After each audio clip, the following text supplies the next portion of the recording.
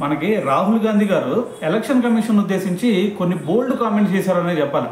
ఎందుకంటే ఇక్కడ రాహుల్ గాంధీ గారు చెప్తుంది ఏంటంటే, ఇటువైపు ఎలక్షన్ కమిషన్ బీజేపీతో కుమ్మక్కైపోయి మరి కొన్ని ఓట్లని తొలగించారు, కొన్ని ఓట్లను వచ్చేసరికి కొత్త ఓట్లని తీసుకొచ్చి మరి దొంగ ఓట్ల రూపంలో కూడా వాళ్ళు తీసుకురావడం జరిగిందని చెప్పేసి మరి ఎలక్షన్ కమిషన్ ఉద్దేశించి రాహుల్ గాంధీ గారు అయితే మాట్లాడారు.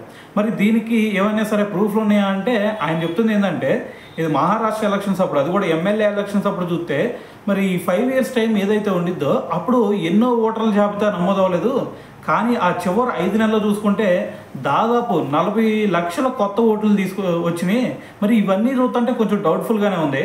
దాంతోపాటు ఇది మనకి ఎలక్షన్ డే ఉండేది కదా, ఆ రోజు 5 తర్వాత చూసుకుంటే ఎక్కువ ఓట్లు నమోదైనాయి. మరి దీని అంతర కారణం ఏంది అని చెప్పేసి ఆయన అడుగుతూ ఉన్నారు. అయితే ఇది పక్కన పెట్టేస్తే ఇంకోటి, ఎంపీ ఎలక్షన్స్ అప్పుడు కూడా మరి దాదాపు 1 కోటి ఓట్లు అయితే నమోదవడం జరిగింది. మరి ఇదంతా చూస్తూ ఉంటే మరి ఎలక్షన్ కమిషన్ బీజేపీతో కుమ్మక్కైపోయి మరి బీజేపీని గెలిపిస్తుంది అని అనిపిస్తుంది అని చెప్పేసి మరి రాహుల్ గాంధీ గారు అయితే కొన్ని విమర్శలు చేయడం జరిగిందనమాట. మరి ఇదంతా విన్నారు కదా, మరి విన్న తర్వాత మరి మీకేమనిపిస్తుంది అనేది కూడా తెలియాలి కదా. సో కింద కామెంట్ చేసేయండి.